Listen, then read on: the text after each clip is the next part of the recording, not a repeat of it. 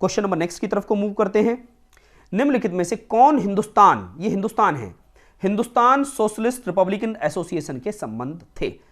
सवाल है HSRA। ध्यान दीजिए स्टूडेंट, हिंदुस्तान, ये हिंदुस्तान लिखा है, हिंदुस्तान सोशलिस्ट रिपब्लिक एसोसिएशन से संबंध थे, Hindustan socialist Republic association. Student याद रखना है, इसका गठन कब हुआ था? 1928 में। कब हुआ था? 1928 में। इससे पहले इसको किस नाम से जाना जाता था? HRA। किस नाम से स्टूडेंट? HRA। HRA का नाम ही बदलकर क्या हुआ था? HSRA। HRA का फुल फॉर्म क्या? Hindustan Republic association, Hindustan Republic association. इसकी स्थापना कब हुई थी? 1924 में। कब हुई थी? 1924 में। इसी का नाम क्या रखा गया था? HSRA। HSRA Hindustan socialist Republic association. इसकी स्थापना किसने की थी? चंद्रशेखर आजाद ने। किसने? चंद्रशेखर आजाद ने। कहां पर की थी? फिरोज शाह कोटला मैदान दिल्ली में। फिरोज शाह कोटला मैदान दिल्ली में। तो सवाल है कि इससे संबंधित कौन थे? तो कौन थे? भगत सिंह इससे संबंधित थे। कौन थे स्टूडेंट? भगत सिंह इससे संबंधित थे। Okay student, question number next पे चलते हैं। निम्नलिखित में से किसने वॉइस ऑफ इंडिया नामक समाचार पत्र का प्रारंभ किया?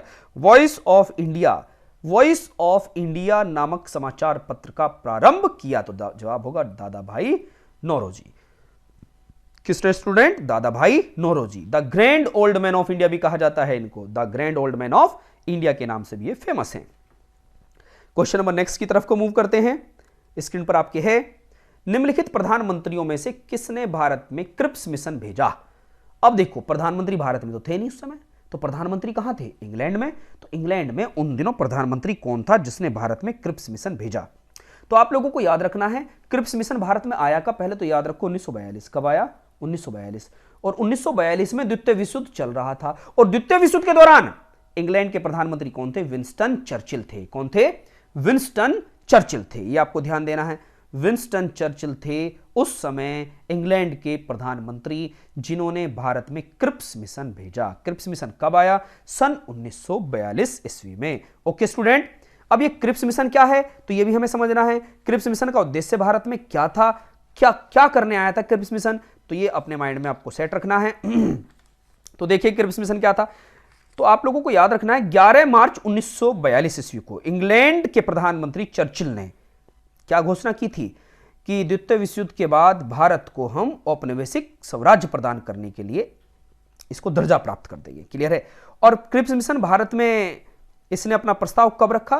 23 मार्च 1942 को क्रिप्स मिशन ने अपने प्रस्ताव भारत के सामने रखे। ठीक है, अगर आपसे सवाल पूछता है क्रिप्स मिशन ने भारत के सामने अपने प्रस्ताव जो रखे थे वो क्या रखे थे, याद रखना मुस्लिम लीग व भारतीय राष्ट्रीय कांग्रेस ने क्रिप्स मिशन के प्रस्तावों को अस्वीकार कर दिया था। क्या कर दिया था? अस्वीकार कर दिया था। हमें पसंद नहीं आया आपका ये लॉर्ड क्रिप्स जो आपने प्रस्ताव रखा है, आपका प्रस्ताव बिल्कुल गलत है, हम इसको स्वीकार नहीं करते। ठीक है, तो ये आप लोगों को याद रखना है। ठीक, तो महात्मा गांधी ने क्रिप्स प्रस्ताव को किस नाम से कहा? महात्मा गांधी ने क्रिप्स प्रस्ताव के बारे में एक लाइन कही थी स्टूडेंट, क्या कहा था? यह एक पोस्ट डेटेड चेक है। क्या है? Post dated cheque. क्लियर है? पोस्ट डेटेड चेक है। और नेहरू ने क्या कहा था इसको? ये तो गांधी जी ने कहा ऐसा। ये किसने कहा? गांधी ने। अब नेहरू ने क्या कहा? पंडित नेहरू। पंडित नेहरू जी ने क्या कहा इसमें? पंडित नेहरू ने एक शब्द जोड़ दिया। क्या शब्द जोड़ा? कि ये ऐसा बैंक है जो टूट रहा है। ऐसा बैंक जो टूट रहा है। ऐसा बैंक जो टूट रहा है। ठीक है, ये आपको ध्यान देना, जो टूट रहा है। ये शब्द किसने कहा? पंडित नेहरू ने। किसको? क्रिप्स मिशन को। ओके स्टूडेंट, तो ये याद रखना है।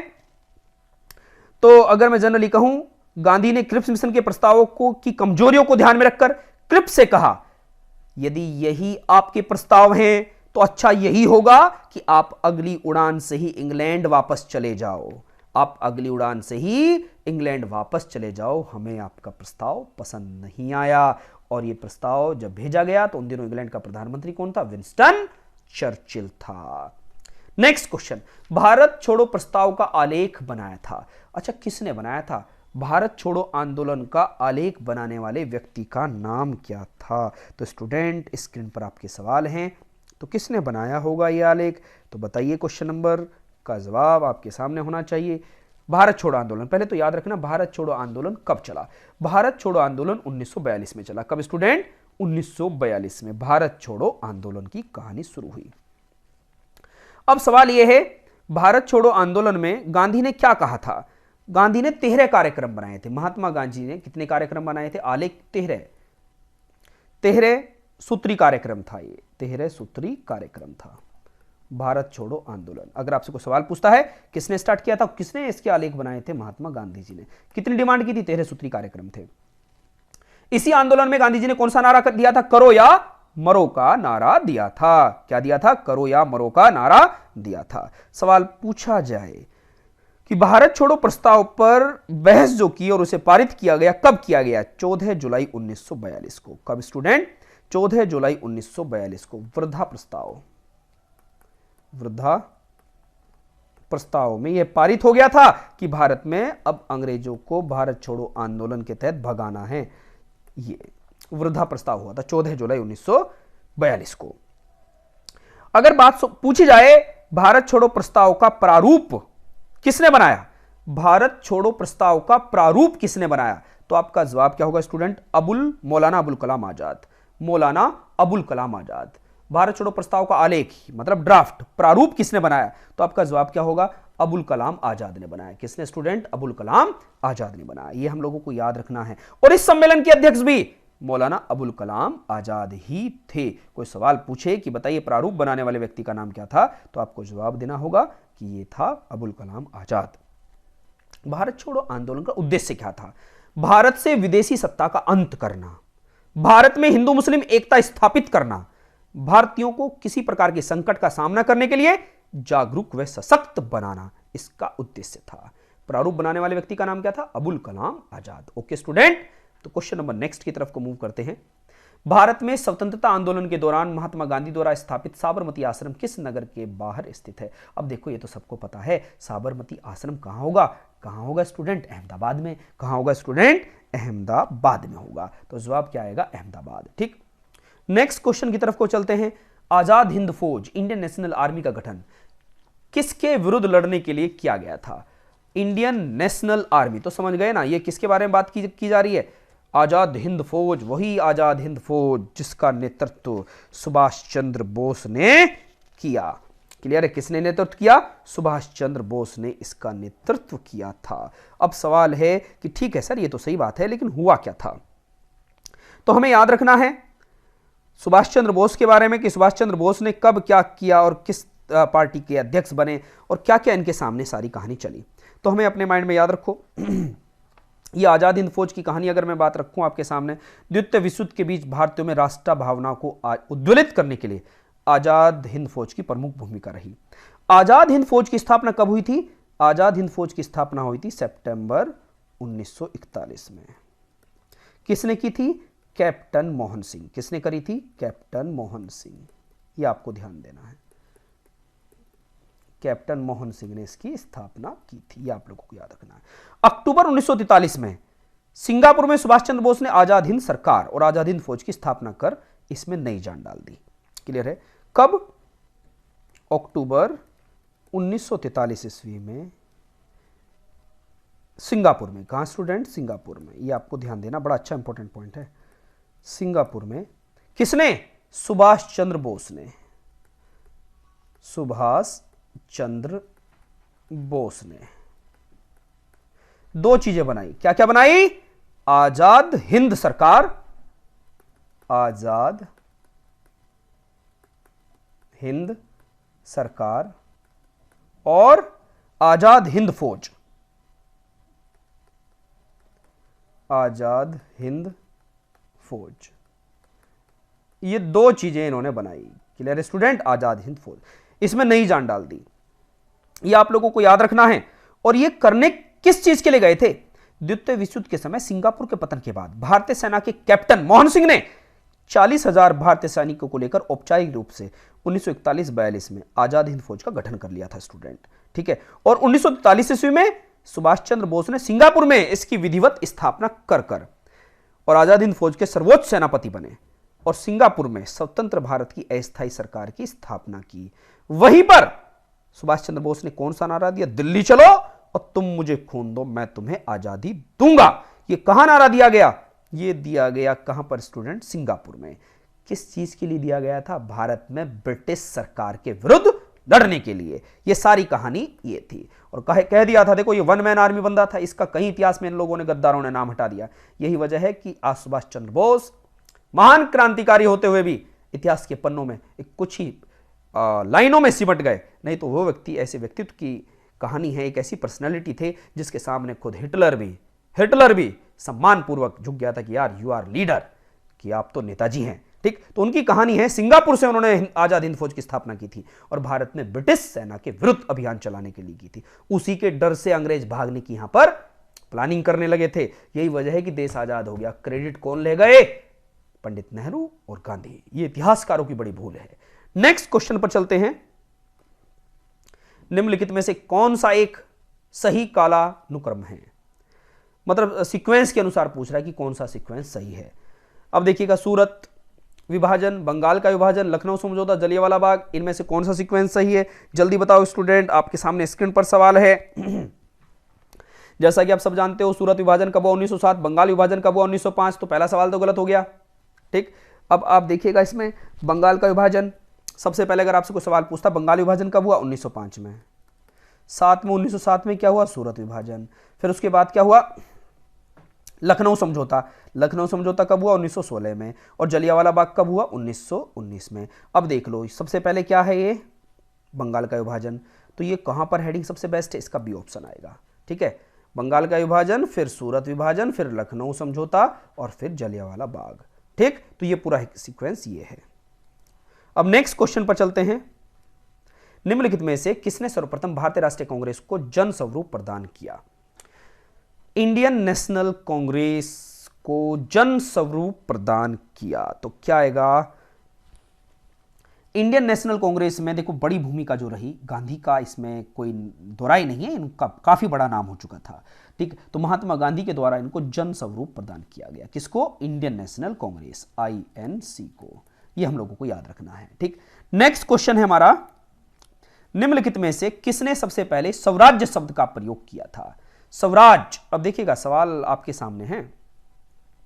बाल गंगाधर तिलक ने किया था, स्वामी विवेकानंद ने किया था, राजा राम मोहन रॉय ने किया था, या महात्मा गांधी ने किया था?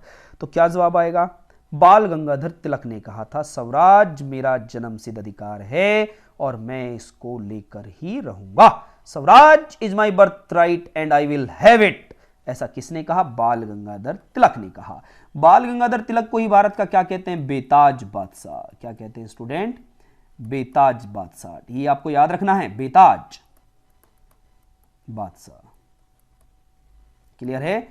अंग्रेज तो इनको क्या कहते थे? अशांति का जन्मदाता, फादर ऑफ अनरेस्ट, कि जहां बाल गंगाधर पहुंचते हैं वहीं हमारी पिटाई कुटाई स्टार्ट हो जाती है। इस वजह से ये तो अशांति पैदा कर देते हैं। नेक्स्ट, इन्हीं को ही बाल गंगाधर तिलक को ही और किस नाम से जाना जाता है? लोकमान्य बाल गंगाधर तिलक। लोकमान्य, इन्हीं को किस नाम से जाना जाता है? लोकमान्य। लोगों में बहुत मान्य थे, लोकमान्य बाल गंगाधर तिलक। क्लियर है स्टूडेंट? तो जवाब आएगा ये। नेक्स्ट क्वेश्चन पर चलते हैं। Mohammedan Anglo Oriental college, Aligarh के संस्थापक सैयद अहमद खान थे। बिल्कुल, सर सैयद अहमद खान के बारे में निम्नलिखित कथनों पर विचार कीजिए। आप लोगों को याद रखना है, सर सैयद अहमद खान के बारे में जब सवाल आया है आपकी स्क्रीन पर तो इसके बारे में आप क्या जवाब दोगे? जल्दी बताइए। CDS 2014 का सवाल है, CDS 2014 का ये सवाल है, तो क्या कहेंगे इसके बारे में आप? वे भारतीय राष्ट्रीय कांग्रेस के पक्के समर्थक थे? नहीं, पहले समर्थक थे, बाद में क्या हो गए थे? अगेंस्ट हो गए थे, विरोधक हो गए थे। पहले समर्थक थे, बाद में विरोधक हो गए थे। ये जवाब गलत हो गया। अब एक बात बताओ, ये तो जवाब गलत ही हो गया। सेकंड ऑप्शन पढ़िए। मुस्लिमों में इस्लामी शिक्षा को प्रोत्साहित करने के उद्देश्य से मोमेडियन एंग्लो ओरिएंटल कॉलेज की स्थापना की थी। बिल्कुल नहीं, इस्लामी शिक्षा नहीं, ये तो वेस्टर्न एजुकेशन के फॉलोवर थे। अगर आपसे कोई सवाल पूछता है 1875 में अलीगढ़ मुस्लिम स्कूल की स्थापना हुई। Mohammedan Anglo Oriental college, Aligarh Muslim school की स्थापना हुई, जिसका उद्देश्य क्या था? पश्चिमी शिक्षा को प्राप्त करना। मुस्लिमों को क्या कहा गया कि जब तक आप पश्चिमी शिक्षा को प्राप्त नहीं करोगे तो ब्रिटिशर से कैसे लड़ पाओगे? 1875 में सर सैयद अहमद खान के द्वारा इसकी स्थापना हुई। कहां? अलीगढ़ में, अलीगढ़ मुस्लिम स्कूल के नाम से। यही अलीगढ़ मुस्लिम स्कूल एएमयू के नाम से जाना गया? अलीगढ़ मुस्लिम यूनिवर्सिटी। कब? 1920 में। वेस्टर्न एजुकेशन, तो इसका जवाब क्या आएगा? ना तो एक आएगा ना दो। ठीक है स्टूडेंट, ये भी गलत है। तो क्वेश्चन नंबर नेक्स्ट पे चलते हैं। निम्नलिखित में से किन क्रांतिकारियों ने यूएसए में यूनाइटेड इंडिया हाउस स्थापित किया था? यूनाइटेड इंडिया हाउस स्थापित करने वाले कहां पर? यूएसए में। तो क्या जवाब आएगा स्टूडेंट इसका? तारकनाथ दास एवं जीडी कुमार। कौन कौन स्टूडेंट? तारकनाथ दास व जीडी कुमार नाम की व्यक्तियों ने कहां पर? अमेरिका में यूनाइटेड इंडिया हाउस नाम की एक पार्टी स्थापित की थी। कहां पर की थी स्टूडेंट? यूएसए में।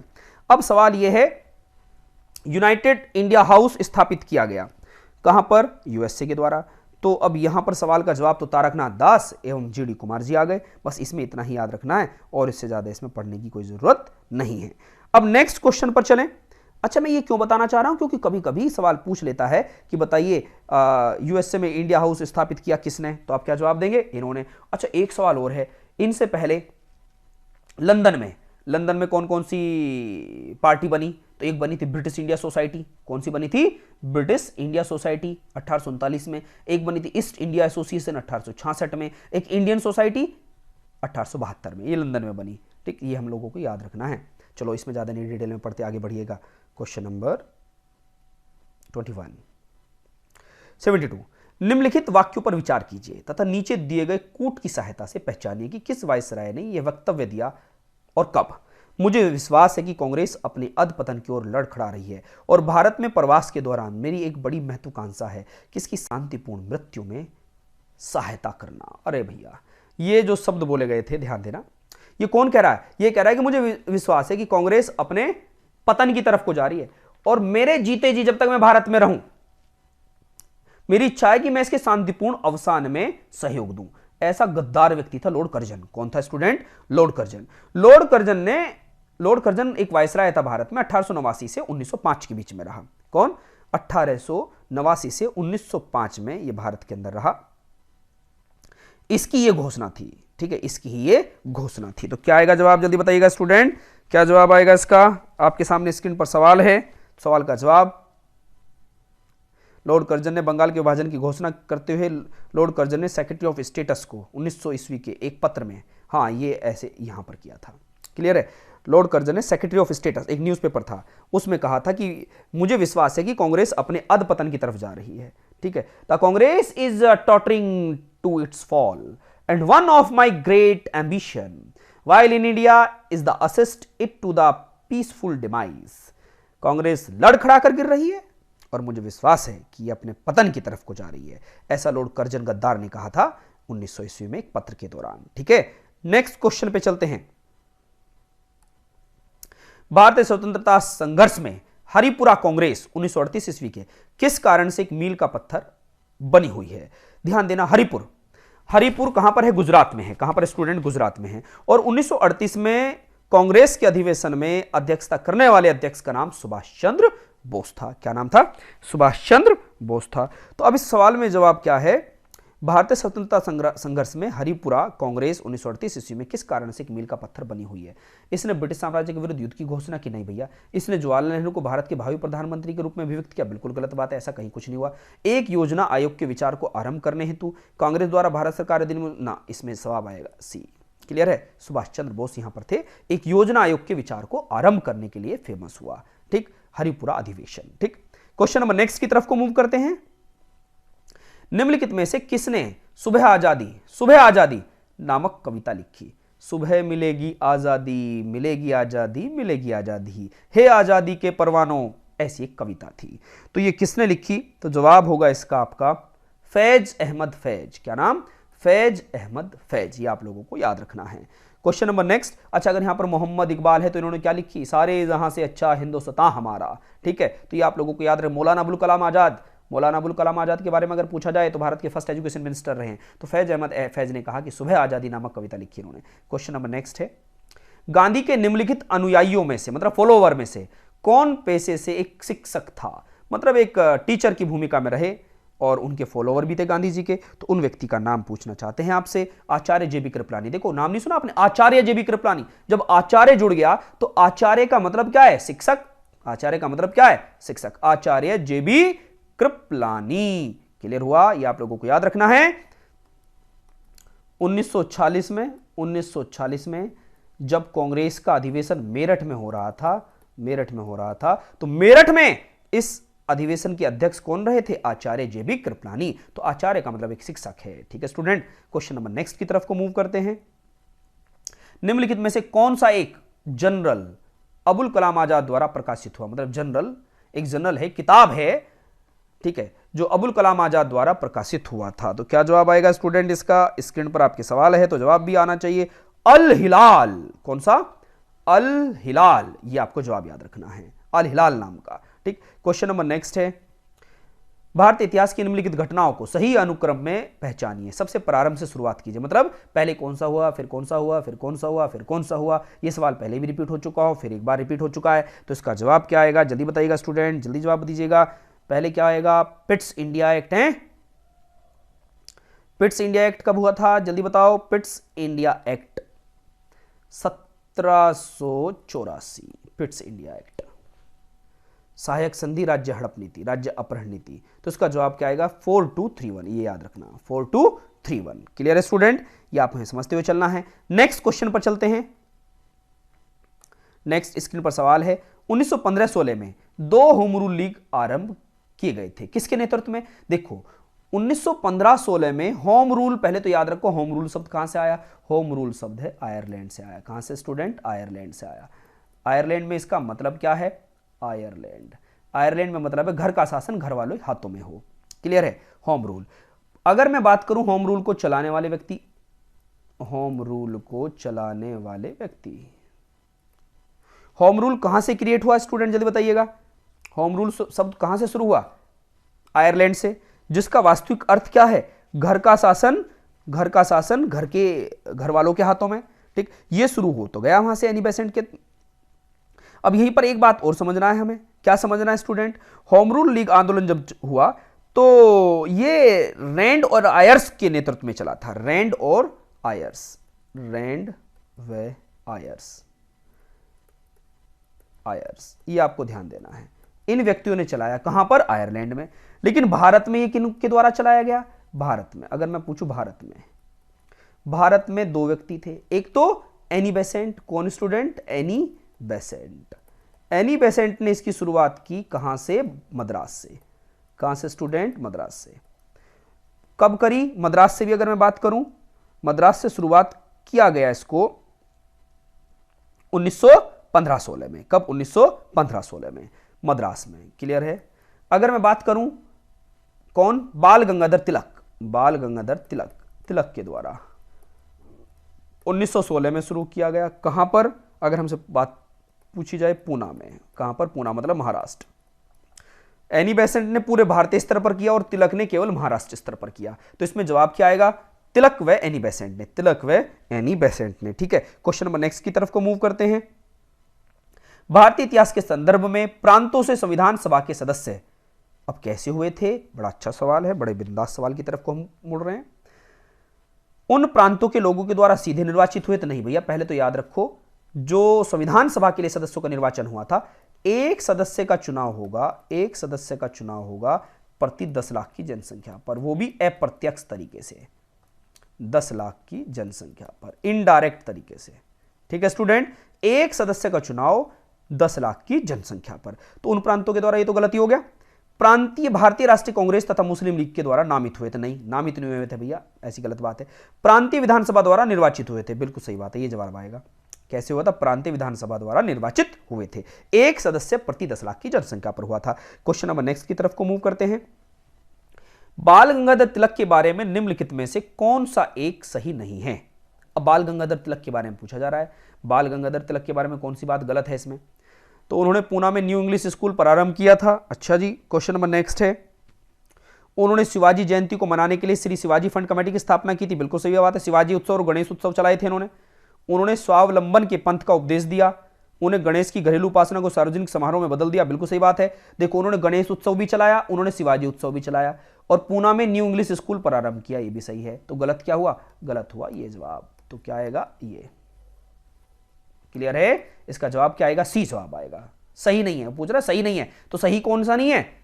उन्होंने स्वावलंबन के पंथ का उपदेश दिया था। नेक्स्ट है हमारा,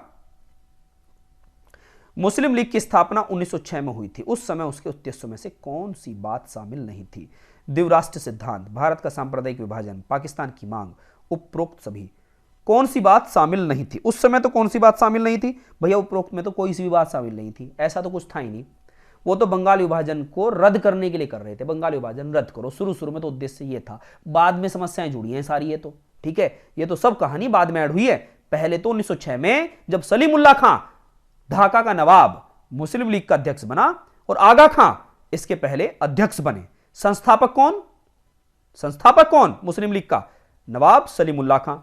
और अध्यक्ष कौन? आगा खां।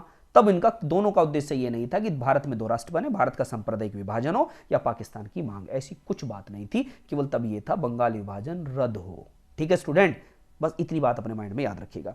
बाद में बहुत सारी बातें बनती गई हैं। क्वेश्चन नंबर नेक्स्ट है, आपकी स्क्रीन पर है, कथन ए और रीजन आर। ये ए है कथन और आर है इसका कारण। तो पूछ रहा है कि बता दोनों सही है या कथन ए का कारण आर सही है, तो ये पूछने की कोशिश कर रहा है। कथन ए, ब्रिटेन ने भारत को वर्ष 1947 में आजाद किया। रीजन क्या है इसका? ब्रिटेन दूसरे विश्व युद्ध में दुर्बल हो गया था। तो देखो, अगर मैं जवाब दूं, ए और आर दोनों सही हैं तथा आर ए का सही स्पष्टीकरण है। बिल्कुल सही बात है, कमजोर हो गया था भाई। किताबों में तो लिखा यही, लेकिन हकीकत कुछ और है। हकीकत कुछ और क्या है भाई? द्वितीय विश्व युद्ध में दुर्बल तो हो गया था, लेकिन इससे पहले सुभाष चंद्र बोस का भी तो डर था, उसका तो नाम कहीं नहीं लिया। लेकिन किताबें भैया पढ़ने पड़ेगी, मजबूरी है। ठीक है, मजबूरी में हमें ये सारी चीजें देखनी पड़ेगी। क्वेश्चन नंबर नेक्स्ट पे चलते हैं। निम्नलिखित में से किसने वायसराय की एग्जीक्यूटिव काउंसिल के पुनर्गठन का सुझाव दिया, जिसमें वॉर मेंबर सहित सभी विभाग भारतीय नेताओं द्वारा धारण किए जाने थे? बताइए स्टूडेंट जल्दी। शिमला सम्मेलन। कौन सा? शिमला सम्मेलन। ठीक, ये आप लोगों को याद रखना है। आगे बढ़िएगा। अब सवाल है, शिमला सम्मेलन कब हुआ? 1945 में। कब हुआ स्टूडेंट? 1945 में शिमला सम्मेलन हुआ। ठीक, तो आप लोगों को याद रखना 25 जून से लेकर 14 जुलाई 1945 के बीच में शिमला सम्मेलन हुआ। और यही बात आपको याद रखना है, जिसमें 21 व्यक्तियों ने, नेताओं ने इस सम्मेलन में वेवल ने आमंत्रित किया था। 21 लोग गए थे। अगर मैं बात करूं, गांधी ने शिमला सम्मेलन में भाग नहीं लिया था। इस सम्मेलन में कांग्रेस प्रतिनिधिमंडल का नेतृत्व अबुल कलाम आजाद ने किया था। बस ये अपने माइंड में याद रखना है। और लॉर्ड वेवल ने इस सम्मेलन को विफल घोषित किया था। विफल घोषित किया था। तो शिमला सम्मेलन के बारे में ये चीज है। नेक्स्ट क्वेश्चन है हमारा,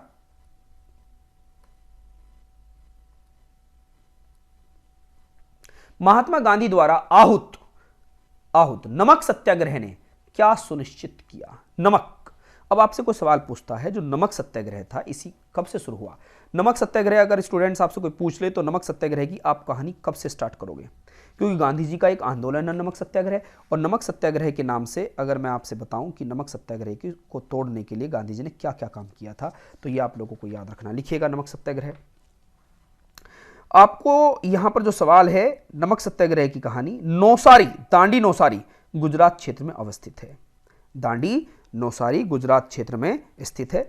और 6 अप्रैल 1930 को दांडी में नमक कानून के उल्लंघन के बाद देश भर में सत्याग्रह और आंदोलन प्रारंभ हो गए थे। कब? 6 अप्रैल 1930 में नमक सत्याग्रह शुरू हो गया था।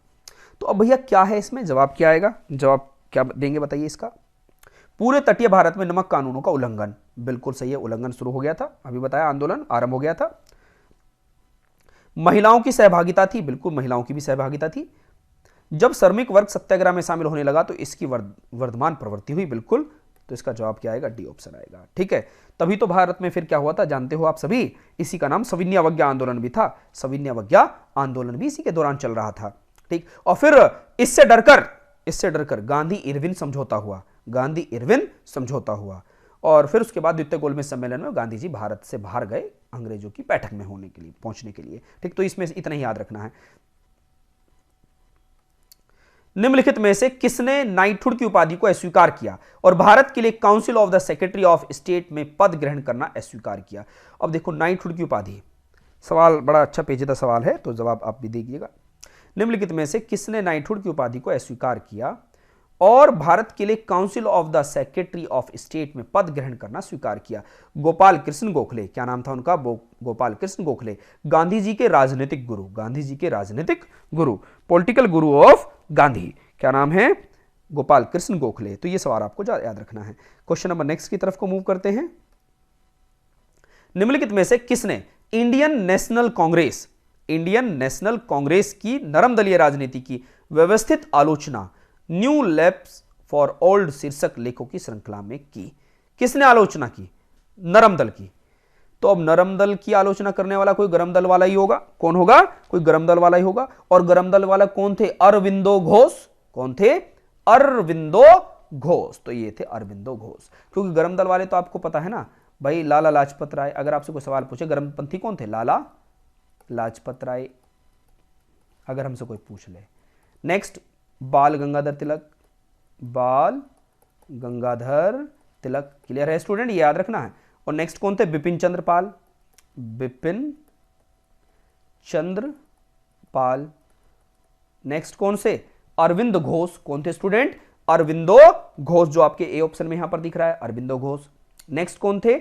अगर आपसे कोई सवाल, चक्रवर्ती विजय राघवाचार्य, चक्रवर्ती विजय राघवाचार्य, चक्रवर्ती विजय राघवाचार्य। नेक्स्ट कौन थे? अश्वनी कुमार दत्त। नेक्स्ट कौन है? अश्वनी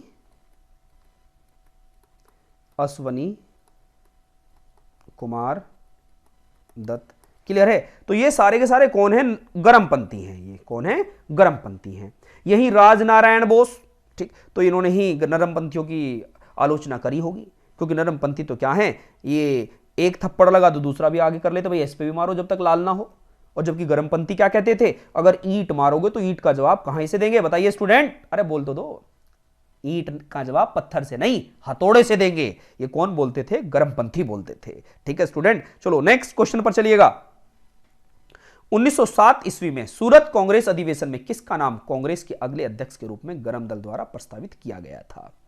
1907 में, जैसा कि आप सब जानते हैं, 1907 में कांग्रेस का विभाजन हुआ था, जिसको सूरत स्प्लिट के नाम से भी जानते हैं। किस नाम से? सूरत स्प्लिट के नाम से भी यहां पर जाना जाता है। तो 1907 ईस्वी में सूरत अधिवेशन में किसका नाम कांग्रेस के अगले अध्यक्ष के रूप में गरम दल द्वारा प्रस्तावित किया गया था? भाई गरम दल वाले तो क्या कह रहे थे? किसको बना दो? लाला लाजपत राय को बना दो। किसको?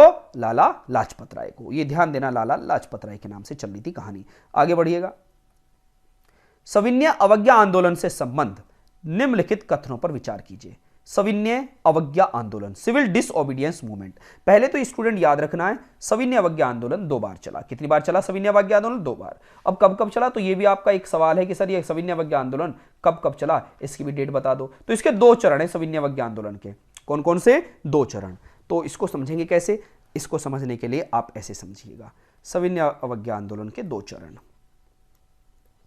ये सिविल डिसओबीडियंस मूवमेंट, सविनय अवज्ञा आंदोलन, ये तो प्रथम चरण है और ये दूसरा चरण है। प्रथम चरण की शुरुआत कब हुई? 6 अप्रैल 1930 से कब तक? 5 मार्च 1931 तक। क्लियर है?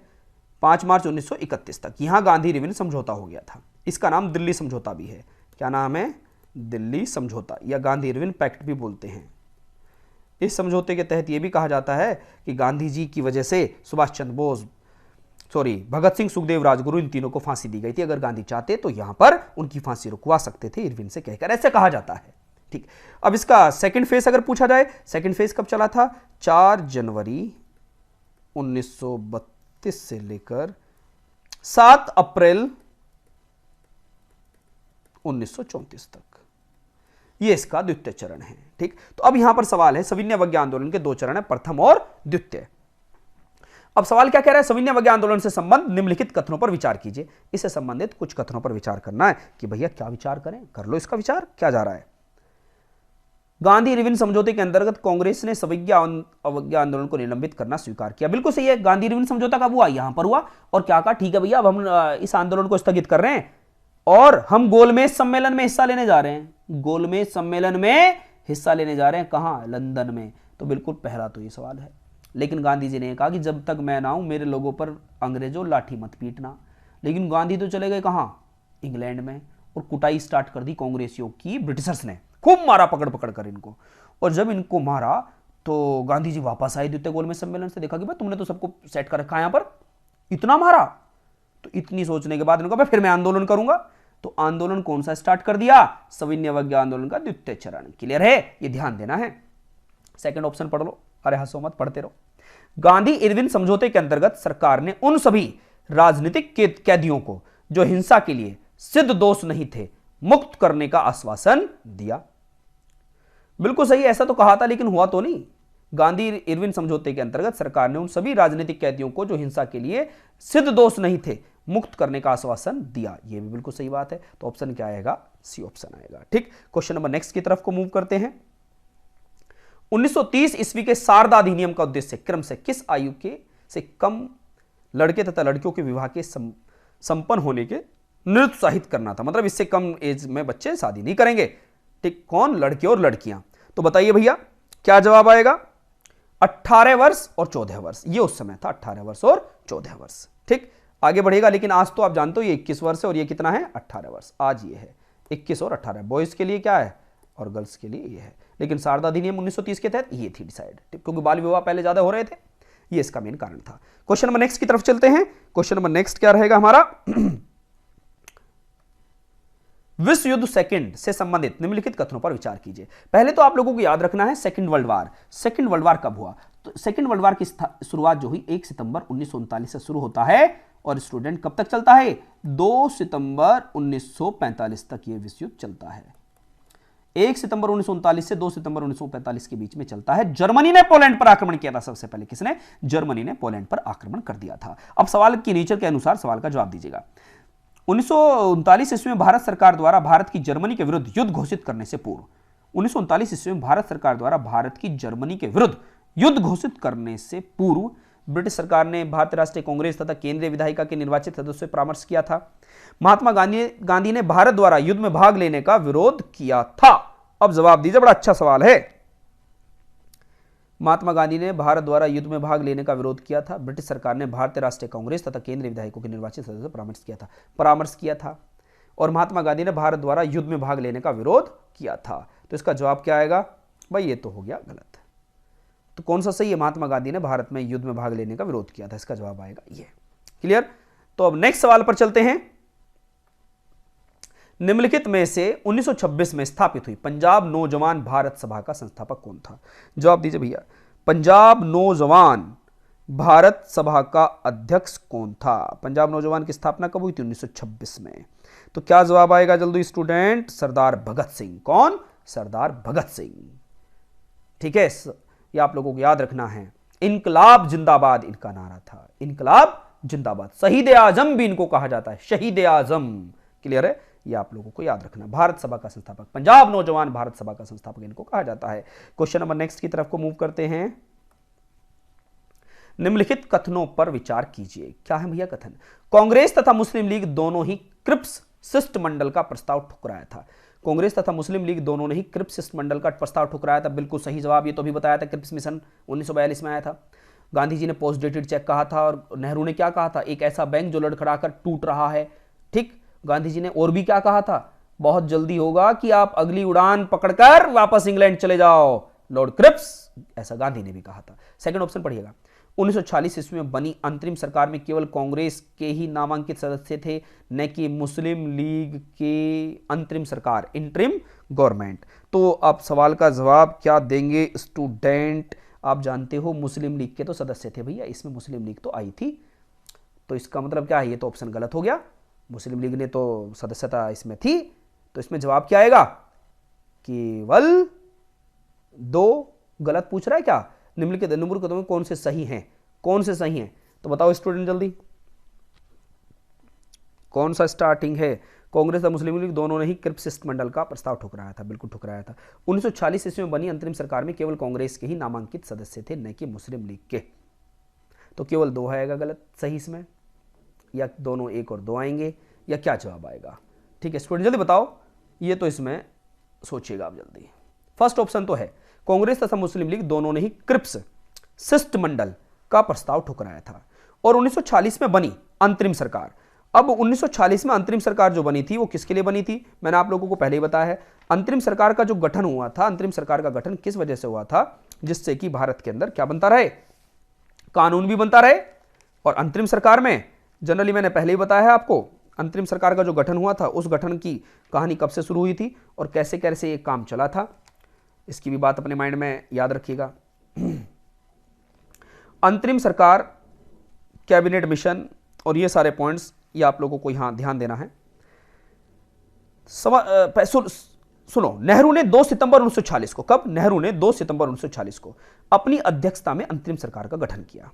कब भैया, 2 सितंबर 1946 में, यह ध्यान देना है। 2 सितंबर 1946 में अंतरिम सरकार का गठन हुआ। क्लियर हुआ भैया। अब ये क्या कह रहे थे, अब यहां पर 13 अक्टूबर 1946 ईस्वी को मुस्लिम लीग ने भी अंतरिम सरकार में सम्मिलित होना स्वीकार किया और मुस्लिम लीग को 5 स्थान देने पर 3 मंत्रियों ने त्यागपत्र देना पड़ा। ठीक, ये आप लोगों को याद रखना है। मुस्लिम लीग के शामिल होने के बाद अंतरिम सरकार में सदस्यों की संख्या कितनी हो गई, 14 हो गई। तो इसका मतलब मुस्लिम लीग तो इसमें पार्टिसिपेट करी थी और मुस्लिम लीग के कितने सदस्यों ने स्थान मिला था, 5 को मिला था। तो क्या हो गया इसमें जवाब, बताओ भैया, केवल कांग्रेसियों के नामांकन नहीं कि मुस्लिम लीग के, तो ये तो ऑप्शन गलत है यहां पर। तो ऑप्शन नंबर 1 ही सही है। तो ऑप्शन नंबर 1 का मतलब इसमें क्या लगाऊं, केवल एक, केवल एक ऑप्शन सही है। ठीक है, ये आप लोगों को याद रखना है। अब केवल एक करके अब ये ऑप्शन बनाऊं, ठीक भैया, क्योंकि कंफ्यूजन था इस वजह से मैंने इसको बताया आपको। क्वेश्चन नंबर नेक्स्ट, ये टाइपिंग मिस्टेक थी। भारतीय राष्ट्रीय कांग्रेस के निम्नलिखित अधिवेशनों में से किस एक में प्रस्तावित किया गया कि राज्य के पास महत्वपूर्ण उद्योग, खान तथा परिवहन साधनों का स्वामित्व या नियंत्रण रहेगा। भारतीय राष्ट्रीय कांग्रेस के निम्नलिखित अधिवेशनों में, पहले तो याद रखो भारतीय राष्ट्रीय कांग्रेस के कितने अधिवेशन हुए, टोटल हुए 56 अधिवेशन। कितने हुए, 56। कब से कब तक, 1885 में पहला अधिवेशन हुआ था और 1948 तक कितने अधिवेशन हुए, 56 अधिवेशन हुए। तो ये पूछ रहा है अधिवेशन कब से कब तक हुआ करते थे, ये भी याद रखो, 28 दिसंबर से लेकर 31 दिसंबर तक अधिवेशन चलता था एवरी ईयर। कभी कभी नहीं हुए, वो भी बताया, 7 बार नहीं हुए इस बीच में। तो वो पूछ रहा है भारतीय राष्ट्रीय कांग्रेस के निम्नलिखित अधिवेशनों में से किस एक में प्रस्तावित किया गया कि राज्य के पास महत्वपूर्ण इंडस्ट्री, माइनिंग और ट्रांसपोर्ट साधनों का स्वामित्व या नियंत्रण रहेगा। तो बताइए स्टूडेंट क्या जवाब आएगा इसका। कराची अधिवेशन 1931, कराची अधिवेशन 1931 में। ठीक है, सरदार वल्लभ भाई पटेल इसके अध्यक्ष रहे हैं। क्वेश्चन नंबर नेक्स्ट की तरफ को मूव करते हैं। निम्नलिखित में से कौन ट्रिस्ट विद डेस्टिनी पुस्तक के लेखक हैं। ट्रिस्ट विद डेस्टिनी, बताइए स्टूडेंट कौन है, जवाहरलाल नेहरू, ये आप लोगों को याद रखना है। नेक्स्ट क्वेश्चन पर चलते हैं। नेक्स्ट क्वेश्चन है हमारा, तो सवाल का मतलब तो समझ में आया ना, ट्रिस्ट विद डेस्टिनी पुस्तक के लेखक कौन है, तो क्या जवाब देंगे आप, ट्रिस्ट, TRYST है ना, tryst, TRYST, tryst with destiny, Pandit Jawaharlal Nehru. Question number next screen पर, निम्नलिखित में से कौन इंडिगो विद्रोह से संबंधित नहीं है। इंडिगो का मतलब समझ रहे हो, नील विद्रोह से संबंधित नहीं है। अब देखो नील विद्रोह से संबंधित जो नहीं है, तो हरीशचंद्र मुखर्जी और दीनबंधु तो थे ही, दिगंबर विश्वास भी थे, केशव चंद्र सेन नहीं है। केशव चंद्र सेन का संबंध किससे है, ब्रह्म समाज से, भारतीय ब्रह्म समाज से। क्लियर है, तो ये नहीं है इससे सवाल, तो ये आ जाएगा।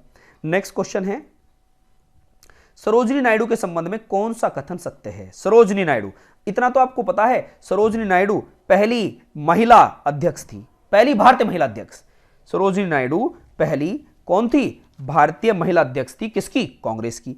कब थी भैया, आपको यह भी पता होना चाहिए, कांग्रेस के अधिवेशन में, कौन से, कानपुर अधिवेशन में बनी थी।